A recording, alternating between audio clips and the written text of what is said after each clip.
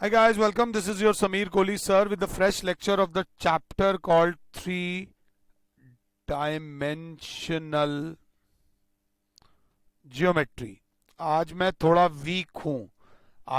Week हूं क्योंकि for class 11th maths 3 dimensional geometry for class 11th maths में आज मैं थोड़ा सा वीक इसलिए हूं क्योंकि 3D है और जिस प्लेन पे मैं आपको पढ़ा रहा हूं वो 2D है। जो ये पेजेस बुक्स वगैरह होती हैं सब 2D हैं। बुक्स 3D कैसे होती हैं? ये बुक की लेंथ है, ये बुक की ब्रेड्थ है और ये बुक की हाइट है। मगर बुक का कोई भी एक पेज एक 2D फिगर होता है, 2 डायमेंशनल फिगर होता है और मैं 2D पे 3D पढ़ा रहा हूं। आप समझो, मैं आपको ट्रेन में चलते हुए हवाई जहाज के बारे में बता रहा हूं तो कहीं ना कहीं थोड़ी बहुत गलती हो सकती है, बट वो गलती आप कैसे सुधार सकते हो? आपको सिर्फ 3 डंडी लेने की जरूरत है। ये सबसे पहला जो एक्सिस सीधा आता था that was x axis, x x dash. जो सेकंड एक्सिस हम 2-3 साल से देखते हुए आ रहे हैं, 9th क्लास से शुरू हुआ था, वाई और ये वाई डैश, इसको बोलते हैं वाई एक्सिस। और जब ये 2 एक्सिस होते थे तो ये फर्स्ट क्वाड्रेंट होता था, ये सेकंड क्वाड्रेंट होता था, ये थर्ड क्वाड्रेंट होता था, ये फोर्थ क्वाड्रेंट होता था। ये 4 क्वाड्रेंट्स में डिवाइड कर देते थे 2 एक्सेस। अब हमारी लाइफ में एक और एक्सेस आ गया है। जिंदगी जो हम जीते हैं वो 3D में जीते हैं। हमारी जो बॉडी है दैट इज 3D।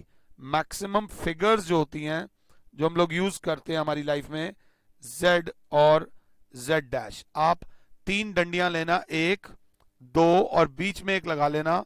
ऐसे लगा लोगे तो आपको 3D का फर्स्ट एक्सरसाइज बहुत अच्छे तरीके से समझ आ जाएगी। सूनर और लेटर अगर मुझे कोई ऐसा सिस्टम मिला जिसमें मैं आपको 3D और अच्छे तरीके से समझा पाऊं, वो वीडियो डालूंगा, बट अभी परेशान होने की जरूरत नहीं है। और वो जो 8, जब आप एक डंडी और ले लोगे, एक डंडी, ये मैंने एक और पेन लिया, ये 2 डंडी अगर मैं आपको सिखा पा रहा हूं, और एक ये 3 डंडी। ये जो 3 डंडी आपके सामने आई हैं, आप इनको देखो। अगर मैं देखूं तो ये एक पोर्शन 2, 3, 4, पीछे 1, 2, 3, 4, ये 8 ऑक्टेंट्स में इसको डिवाइड करते हैं। 8 ऑक्टेंट्स को इसको डिवाइड किया जाता है। बस इसको याद रख लेना, first octant, second octant. Book के अंदर 270 पेज पे ऑक्टेंट्स के कोऑर्डिनेट्स दे रखे हैं। अगर आप 3 डंडियां लेकर वो बना लो तो आपके माइंड में छप जाएगा, नहीं तो दिक्कत हो सकती है। हाँ, अब से कोई भी पॉइंट ऑन कोऑर्डिनेट एक्सिस हम लोग लिखते थे x, y, बट अब 3D शुरू हो गई है तो अब point on the coordinate axis will be x, y, z। 3D में 3 पॉइंट्स होते हैं, पहला x, दूसरा y, तीसरा z। x एक्सिस पे कोई पॉइंट होगा तो वो होगा x, 0, 0। x एक्सिस पे y की वैल्यू 0 होती थी, x एक्सिस पे x की वैल्यू 0 नहीं होगी, y की भी 0 होगी, इस बार z की भी 0 होगी। y एक्सिस पे 0, y, 0 और z एक्सिस पे 0, 0, z। वो जो 3 डंडी वाली बात मैंने आपको बोली है वो जरूर बना लेना। इसमें 8 ऑक्टेंट्स बनेंगे। अगर वो बोलता है एक्स वाई प्लेन के ऊपर अगर कोऑर्डिनेट्स लेने होंगे तो x, y, 0। X y plane पर z की वैल्यू 0 होगी। मैं बोलता हूं YZ प्लेन बोलूंगा तो 0, y, z। मैं बोलता हूं XZ प्लेन पे पॉइंट लेना होगा तो x, 0, z। ये कोई बहुत बड़ी चीज नहीं है, बस 3 डंडियां ले लेना और 12.1 आपकी कंप्लीट हो जाएगी। 12.1 इसमें दिक्कत नहीं आएगी। अब क्लास 10th की अगर आपको कोऑर्डिनेट ज्योमेट्री याद हो तो बच्चा बोलता है उसमें एक होता था डिस्टेंस फॉर्मूला, एक होता था उसमें सेक्शन फॉर्मूला अगर याद हो, एक होता था उसमें मिड पॉइंट फॉर्मूला, एक होता था एरिया ऑफ ट्राइंगल का फॉर्मूला। एरिया ऑफ ट्राइंगल एक 2D वाली फिगर है तो उसको भी 2 मिनट के लिए छोड़ देते हैं। डिस्टेंस फॉर्मूला जो होता था वो कुछ इस प्रकार से होता था, अंडर रूट में x2 माइनस x1 का whole square plus y2 minus y1 का होल स्क्वायर होता था, अगर याद हो तो।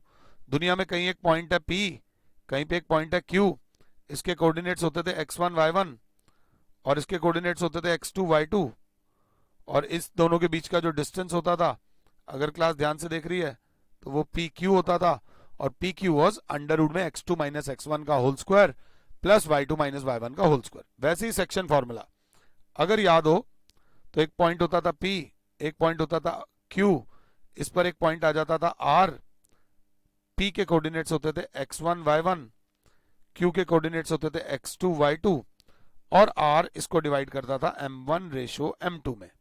तो इसके कोऑर्डिनेट्स होते थे x और y, x की वैल्यू होती थी m1 x2 plus m2 x1 upon m1 plus m2। बेटा मैं अगर आपको बोर कर रहा हूं तो फिलहाल बोर हो जाओ, चैप्टर इसी लेक्चर में खत्म हो जाएगा, ये चैप्टर इसी लेक्चर में खत्म हो जाएगा उन बच्चों के लिए जिनका मैथ्स में अच्छी पकड़ है। y की वैल्यू होती थी m1 y2 plus m2 y1 upon m1 plus m2। Mid point formula अगर ध्यान दो, ये होता था P, ये Q, P के कोऑर्डिनेट्स x1 y1, Q के कोऑर्डिनेट्स x2 y2। अगर ध्यान दो P is the mid point, यहां पर एक R अगर मिड पॉइंट होता था तो 1:1 रेशो होती थी, तो x की वैल्यू होती थी x1 प्लस x2 अपॉन 2, और y की वैल्यू होती थी y1 प्लस y2 अपॉन 2। इस साल कुछ नहीं है, इस साल बस थोड़ा सा एक्स्ट्रा जो ऐड हुआ है वो ये ऐड हुआ है कि अगर सपोज ये पॉइंट P है, ये पॉइंट Q है, और जो पॉइंट है R वो इस लाइन के है बाहर, जो पॉइंट है R वो है इस लाइन के भी बाहर, और उसको डिवाइड कर रहा है m1 रेशो m2 में। एक मिनट ये हैंग होगा, m1 रेशो m2 में अगर उसको कर रहा है, एक सेकंड रुक जाइएगा, वो जब हैंग होता है ना तो पूरी की पूरी इमेज उड़ जाती है। तो ये रेशो थी m1 और ये रेशो हो गई m2, तो जो आंसर होता है, या इसको m2 बोल देते थे, वो एक्सटर्नली डिवाइड करता है m1 रेशो m2 में।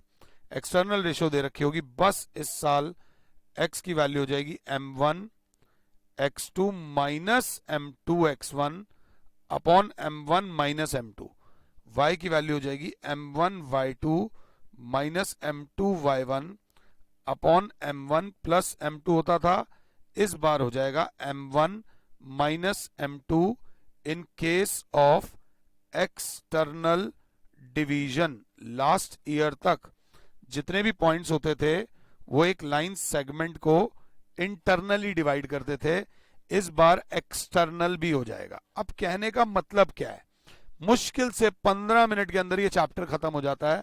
इस साल 3D जियोमेट्री में, 3 डायमेंशनल ज्योमेट्री में डिस्टेंस फॉर्मूला में बस एक एडिशन आएगा, कुछ बच्चे तो गैस भी कर चुके होंगे, x2 माइनस x1 का whole square plus y2 minus y1 का होल स्क्वायर, क्योंकि 3D है तो साथ में आ जाएगा z2 माइनस z1 का होल स्क्वायर। दैट्स ऑल, बात खत्म, बस कुछ नहीं है। सेक्शन फॉर्मूला, सेक्शन फॉर्मूला इस बार दो टुकड़ों में डिवाइडेड है, एक इंटरनल डिवीजन और एक एक्सटर्नल डिवीजन। x बराबर होता था m1 x2 plus m2 x1 upon m1 plus m2, y बराबर होता था m1 y2 plus m2 y1 upon m1 plus m2। इस साल एक बंदा आ जाएगा z, m1 z2 plus m2 z1 upon m1 plus m2। Internal division में, external division में x बराबर होता है m1 x2 minus m2 x1 upon m1 minus m2, y बराबर m1 y2 minus m2 y1 upon m1 minus m2। इस बार एक extra बंदा आ जाएगा, z बराबर m1 z2 minus m2 z1 upon m1 minus m2। Mid point formula अगर याद हो, एक होता था mid point formula, mid point formula होता था x बराबर x1 plus x2 upon 2, y बराबर y1 प्लस y2 अपॉन 2। इस बार एक एक्स्ट्रा बंदा आ जाएगा, z बराबर हो जाएगा z1 plus z2 upon 2, as simple as that. अब एक और बात, ये एक ट्राइंगल है, इस ट्राइंगल में ये ए बी सी, इस बार जो ट्राइंगल होगा वो 3D में होगा, x1 y1 z1, x2 y2 z2, और था एक x3 y3 और z3। ये ट्राइंगल की आई एक मीडियन D, ये ट्राइंगल की आई दूसरी मीडियन E, ये ट्राइंगल की आई तीसरी मीडियन F, 1 2 3 1 2 3। जहां पर तीनों मीडियंस इंटरसेक्ट करती हैं उस पॉइंट को बोलते हैं सेंटेरॉइड। आपको आपके स्कूल में सेंटेरॉइड लास्ट ईयर नहीं कराया होगा, सेंटेरॉइड को इतना छोटा नहीं लिखना चाहिए, प्रॉपर इज्जत देनी चाहिए। Centroid is the point where all the medians meet. Centroid के जो कोऑर्डिनेट्स होंगे इस साल एक्स वाई और जेड, एक्स वाई और मेरे प्यारे बच्चों z, तो 3 कोऑर्डिनेट्स होंगे। अगर क्लास 7 है x1 plus x2 plus x3 upon 3, y1 plus y2 plus y3 upon 3, और z1 plus z2 plus z3 upon 3। ये हो गए कोऑर्डिनेट्स ऑफ सेंटेरॉइड।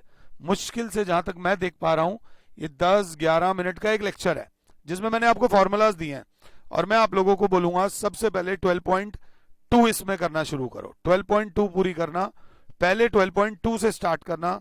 12.2 स्टार्ट होने के बाद 12.2 में आपका एक डाउट आएगा, लैंग्वेज समझने में एक दिक्कत आएगी।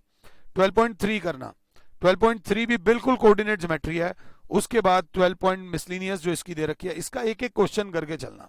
क्वेश्चन कोई मत मिस करना, इजी चैप्टर है, पास होने में बहुत ज्यादा मदद करता है। इस चैप्टर में बहुत फायदा होता है पढ़ने वाले को भी और पढ़ाने वाले को भी। पढ़ने वाले को ये फायदा होता है जिसमें एक भी मार्क्स नहीं जाता, इसमें ही आपको पास होने में मदद करता है।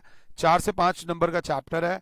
गो ग्रैब द एनसीईआरटी और अभी के अभी करना शुरू कर दो। फिलहाल के लिए your Sameer sir is saying you good bye, God bless all, जय माता दी।